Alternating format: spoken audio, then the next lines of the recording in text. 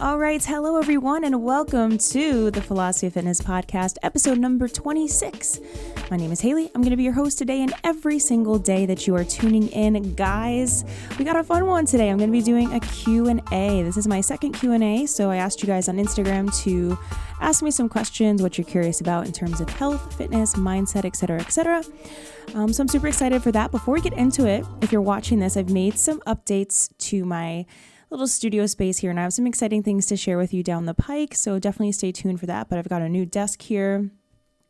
Absolutely been loving it.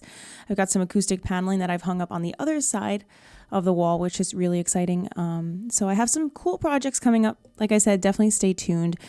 Be on the lookout for that. But yeah, guys, today is going to be kind of just a casual little sit down Q&A, advice time, etc., etc. I can't believe we're already almost done with October. That to me is really mind-blowing. I've got this lovely little pumpkin cappuccino candle, and it's actually shaped like a cup, which is super cute. If you're watching this, you can see.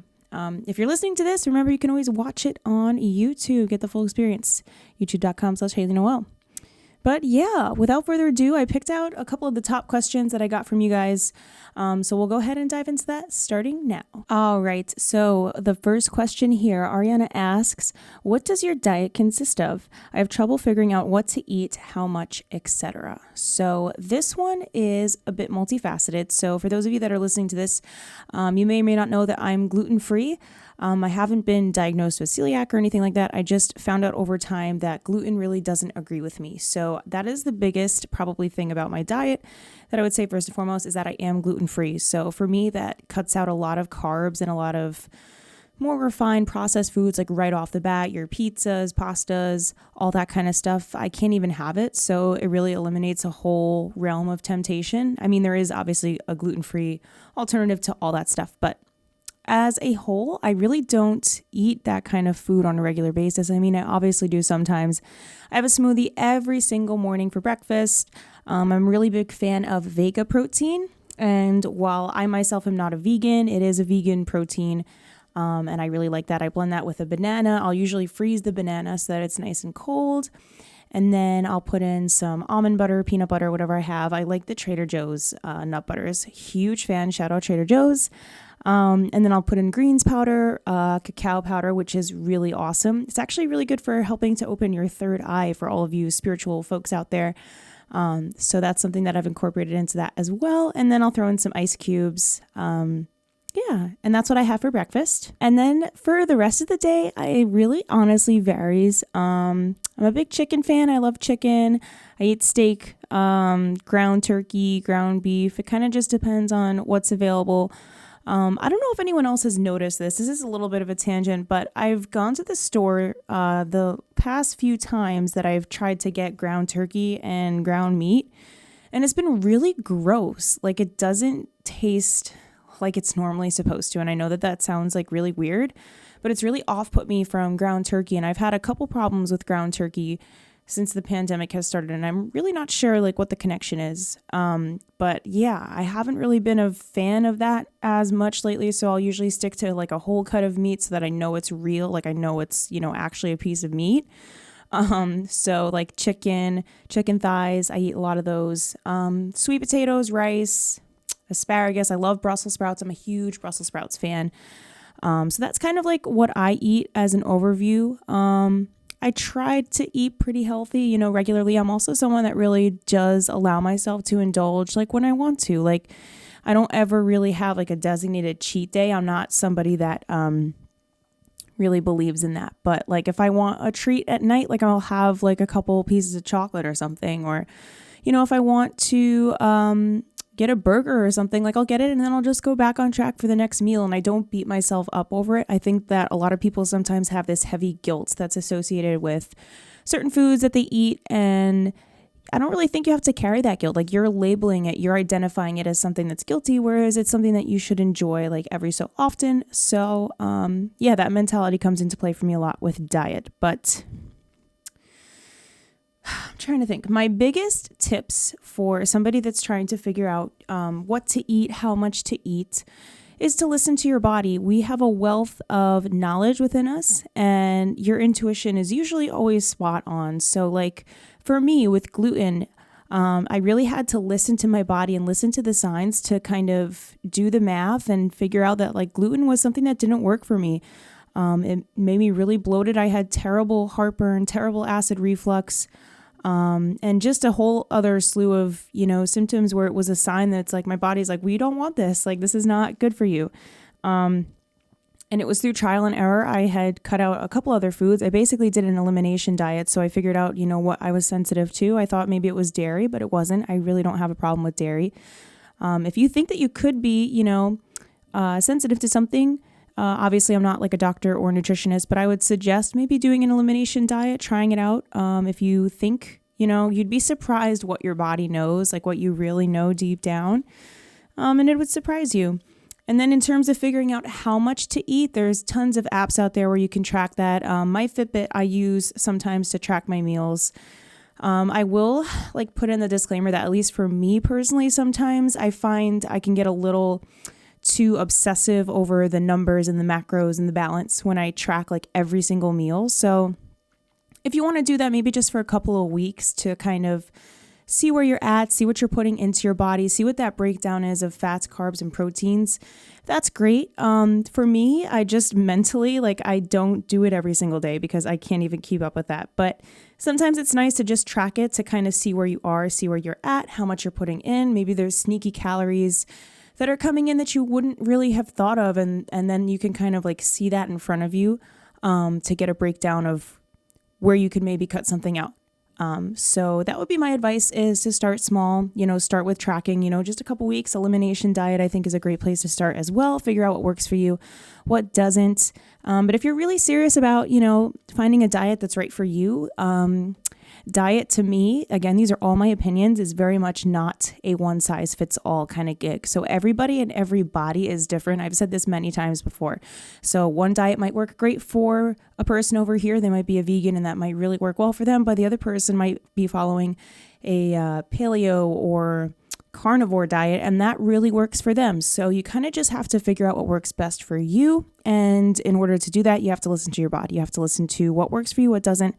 And if you're looking for an outside opinion, you can always go to a dietitian or a nutritionist and get a second opinion. But yeah, I hope that helps. Diet is something that I try not to mentally stress over too much because, as I was growing up and younger, I really struggled with the relationship with food kind of thing. Mentally, I would do crash diets and I, had this feeling of guilt whenever I would have a cheat meal. And that's something that we identify the food as. So try to think about how you view food. View it as something that's fueling you, that's serving your highest good, rather than a punishment or a cheat, a sinful thing. Yeah, that would be my advice. All right, next question here. Kevin asks, thoughts on night shred. So I actually had to see what this was, and this person had sent me a picture of it.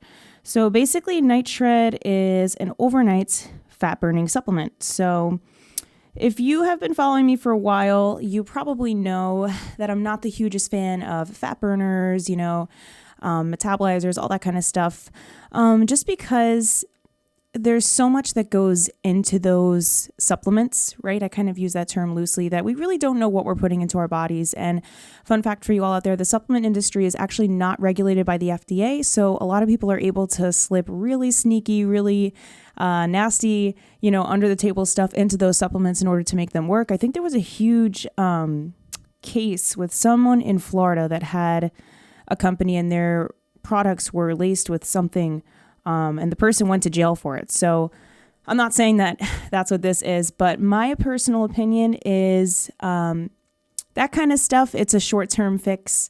And I also think that you don't need it. I think that you can achieve the same effect of that with proper diet, proper exercise, nutrition, proper sleep, and also think about your overall health, right? Think about your health as an entire being. We're not just focusing on the aesthetic purpose of being shredded and having a six pack and, being super jacked. There's also the internal health aspect of it, in which case you really want to be very mindful of what you're putting into your body. I mean, our body is our vessel in this life, in this existence, and we really owe it to ourselves to treat it the best that we can. So, clean ingredients. I mean, I haven't really seen the ingredients in this product in particular, but if you are interested in like fat burners and stuff, really just try to do your research, see if you can trace the origins of where the people who have created the supplement are sourcing their ingredients from, and just really do your research, do your due diligence before you purchase something. Even if someone has, recommended something to you, just do the research for yourself. That would be my biggest advice when it comes to any of that kind of stuff. All right. Next question here. Eric asks, have you heard of the Wim Hof method? And I have not heard of this. So I actually had to go ahead and look it up. And basically, if anybody listening is familiar, so Wim Hof, also known as the Iceman, is a Dutch extreme athlete noted for his ability to withstand freezing temperatures. He has set Guinness World Records for swimming under ice and prolonged full body contact with ice, and still holds the record for a barefoot half marathon, oh my gosh, on snow and ice. Wow, okay. So this guy is pretty crazy. So I think the inspiration maybe behind the Wim Hof method, if I'm correct in assuming this, is that idea of ice plunge tanks, cold plunge tanks, something of that sort. I've never heard of this man before. I mean, I think I've heard of him, but I wasn't sure what his name was. This is super interesting to me. So he did a half marathon barefoot. Really interesting stuff. So apparently he's proven that you can control your immune system, and achieve natural highs and greater focus and withstand the cold. And he's actually won Guinness World Records. So that's actually really impressive. I'd be very curious to research this a little bit more. I know there's someone else similar to him, but on the opposite side of the spectrum, there's somebody that can also withstand extreme heat. And I've seen him on like Guinness Records or something, sitting in the sauna for crazy amounts of time. But this is pretty cool. Definitely something to explore. I haven't really fully done my research into the Wim Hof method or, what exactly it does for us. But it basically just seems like you really drop your body temperature, and the purported benefits here, boost your immune system, like I said, improve your performance, relieve pain and stress, recover faster, improve cold tolerance. Well, that's a given. Improve CO2 exchange and oxygen exchange, reduce resting heart rate, and use breath to create energy. Interesting. I'd have to look into that. Leave me a comment if you have ever tried a cold plunge tank or anything of the sort. If you tried the Wim Hof method in some size, shape, or form, I'd be very curious to hear. I would probably try it out. It sounds like it would definitely be super challenging because I get colds pretty quickly. But yeah, I'd be curious to hear. Let me know. All right. Elizabeth asks, I want to get into strength training. I only do cardio, but I don't know where to start. Girl, I feel you. I was totally in the same position when I first got into fitness. I was such a cardio rat. I would really only go to the gym to run or to do like an hour on the elliptical, and I would totally just ignore the entire weights section of the gym. And I didn't realize what a disservice I was doing for myself by not even incorporating strength training. And I think that that's an assumption among a lot of women is, you just kind of assume that cardio is what we want to do, right? To get lean and to get slim or whatever, toned.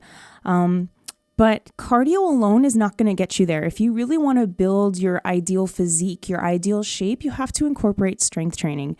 And I've talked about this on the podcast before, that sometimes women fear that they're going to get bulky if they lift heavy weights, or they're somehow going to look too masculine if they start lifting weights. But I am here to tell you that that is false. That is not true. If you're lifting weights, you're sculpting your body. So you kind of think of it as like your body is a statue, right? And by lifting weights, you're sculpting it to the shape that you want it to be. So I noticed the biggest change in my body in terms of my shape, my physique, everything when I started lifting weights. And it was totally this whole other side of working out and fitness that I hadn't even tapped into, and my whole body shape changed. Whereas before I was just doing hours of cardio and really plateauing and not seeing results. And I think something that's important to remember too is that the more we lift weights, the more muscle that we build, the more calories that we burn at rest. So you're actually going to be doing yourself more of a disservice just by doing so much cardio, because you're not building that muscle. And the building of the muscle is what allows you to make the shape of yourself that you want. It allows you to, actually become lean and toned. That doesn't just come from cardio. It comes from building muscle, because the muscle also like tightens up and brings everything in. You think about your waist, your booty. If you're trying to build a booty, right? You can't build a booty on the elliptical. You have to lift weights. You have to incorporate the strength training. So that being said, I think that a really good starting point would be to start off, honestly, with body weight exercises that are slow and controlled, that activate your muscle groups, just so you can understand that connection a little bit. So I'm talking about squats, lunges, push-ups, even hip bridges, some kind of body weight exercise. You can start to connect with that aspect of yourself, and you'll start to kind of feel that. That's like a super beginner level, right? Is just the body weight exercises. And then from that point on, start small. Small steps always add up to big change. So start off small with how heavy you're lifting. Maybe it's 5-pound weights that you're using for a bicep curl, and you just feel that and you start to understand that connection of like when you're lifting into the bicep curl, what you're activating, what you're actually doing, what the purpose is behind that movement, and really strengthening your mind-body connection through that lifting. So if you're looking to start off with strength training and you really just don't know where to go, you don't know what to do, you can start at home. If you have resistance bands are another great way to build strength. And you can do it in your home. You can do it anywhere. Especially with the quarantine, we've had to get really creative, right? With ways that we can, challenge ourselves and push our limits. And if you don't have access to a gym, or you're not too ready to, sign up for a gym to weightlift, you can just find stuff around your house to use. Man, during this quarantine, I found a jug of bleach in my house that was like 30 pounds, and I was using that for a lot of different exercises. So just get creative with it. There's different ways that you can challenge your limits. But eventually, obviously, you want to make your way to the gym if you can. My advice too would be to start on the machines. So like your lat pull down machine, leg press, anything like that. Start off on those machines because they're a little bit more low stakes. They're more controlled. And I think they're a little bit easier to use. And then after that, you can maybe progress to dumbbells. And then kettlebells from there, and then just kind of like keep progressing. But start with those machines too, because they're really good at also just focusing on like one muscle group at a time, so that again, you can really focus on building that connection and understanding how it feels to properly activate the muscle that you're trying to work. But yes, strength training, so important. It's like essential, honestly. And I view strength training now almost as more of a priority than cardio used to be, whereas it used to be the other way around for me. So yeah, start small. You got this, don't be afraid to walk into the gym. Everybody had like their first, the guy you see that's like doing 500-pound deadlifts, like he started somewhere. Like everybody started somewhere. So don't feel afraid. Don't feel embarrassed that you don't know what you're doing. Ask a friend to come with you. Find a video on YouTube on your phone and watch it before you try the movement yourself. And you'll be fine. That's my advice. All right. So Ryan asks, the best book you'd recommend for fitness? That is a really good question. In terms of fitness, I mean, obviously there's books that I read kind of about the technical aspects of fitness, like my personal training materials and so forth, but that's obviously not going to be of much interest to you. But if you listen to this podcast, you guys know how much the mind-body connection means to me, how much mindset means to me. And I think that the biggest, most pivotal book / movie that kind of bridged that gap for me was The Secret by Rhonda Byrne. And I'm sure some of you are familiar with that movie. It's also a book as well, but it's basically the high level overview of the law of attraction and how our thoughts become our reality. And how we are such powerful creators of what we experience. And it was once that I really fully embraced that understanding that everything changed for me in terms of fitness in my life. And it's literally why I'm doing this podcast. Like I tore away and I had to spend so much time to unlearn all of these limiting beliefs that I had put on myself in terms of my fitness goals and how I viewed myself, what I thought I was worthy of, what I thought I was capable of. And once I took a step away from that and I started reprogramming my mind, my inner game, as I like to call it, that's when everything started falling into place for me. And I was able to challenge myself in ways that I never thought possible and really just like grow and expand. And and continue to grow and expand. And it's a continued learning experience too. But that book so totally opened my eyes. Whether you're spiritual or not, I highly recommend reading The Secret. And try to think about everything that you read in that book, like through the lens of fitness. Like think about how, for example, I used to never view myself as a runner, right? Like I used to think I was a terrible runner. I used to think I could never run more than a mile at a time. I was the last kid in middle school to finish the mile. I was so bad at running. And once I discovered The Secret and I was like, wait a minute, I am totally tearing myself down, putting that negative belief on myself. And I stepped away from that. And then I just started embodying the identity of somebody who enjoyed running, somebody who was a runner, somebody who thrived on that, somebody who had endurance and power. And all of a sudden, I just started, living as if that was who I was. And then it just became who I was. And I was able to lose, 30 pounds, applying the law of attraction to my fitness goals. So I think The Secret would just be my total main book recommendation. I know it's not technically a fitness book, but in my opinion, I really do feel that a lot of the teachings in there could be applicable to your fitness goals. So if you haven't checked it out yet, please definitely check it out. All right. And our last question, Chris asks, what do you do with crystals? Another great question. So I am a huge fan of healing crystals. And if you've been listening, if you've been following me for a while, you know that my biggest way that I use healing crystals is with meditation. So it's a very personal thing. Not everybody does that. But when I meditate, I like to surround myself with crystals or hold them in my hand. And crystals are a great way to ground our energy. I'm really still trying to educate myself on all different types of crystals and the benefits of them. But I can tell you that as a whole, crystals allow us to balance ourselves a little bit more. They aid in balancing our chakras. So for example, when I meditate, I like to use rose quartz because rose quartz is known to help you manifest love, like self-love, love for others, attracts love into your life. Different crystals have different meanings, and they are certainly a great grounding material. And I like to surround my space with them as well. I feel like they energetically cleanse and balance the space. And to kind of go off of that, I use Himalayan salt lamps as well to purify the air. So I have a couple of Himalayan salt lamps in my house, and they help to purify the air in the same way that crystals help to kind of alleviate negative energy. And another big thing too is that all the technology that we're surrounded by emits energy as well. So certain types of crystals can help to mitigate that energy. So they really have a lot of different benefits.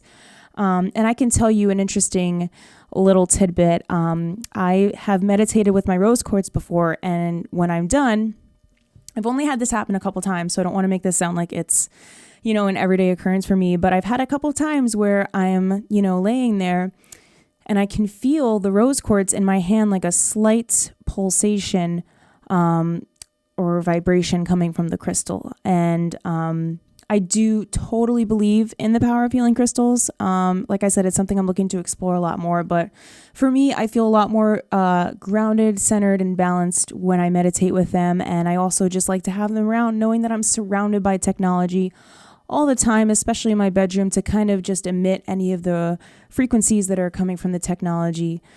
And yeah, just overall to help me ground a little bit more. And not to mention they're beautiful, right? They are so beautiful. They're so captivating. And you can think about what crystals you're drawn to as well. Intuitively, it might be a sign of what you're needing a little bit more, in your life. Sometimes that is just a sign, right? Is what are you drawn to? If you're drawn to a certain crystal, if you're drawn to the rose quartz, you might need a little bit more, self-love, or you might want to have that. So yeah, I hope that answers your question. Yeah, they're multi-use for me, but mainly, like I said, I use them for meditation. All right, so that is all of the questions that I have for you guys today. Thank you so much for tuning in. Please go ahead and hit that subscribe button, hit the like button as well if you enjoyed this. That really helps me out. Lets YouTube know that you've enjoyed the video. And if you're listening on Apple Podcasts, go ahead, drop me a review, drop me a rating. That also so helps me out. Lets Apple know that you're enjoying the podcast. And yeah, that is all I have for you guys today. Until next time, I'm sending you so much health, wealth, success, happiness, and love. And I will see you next time.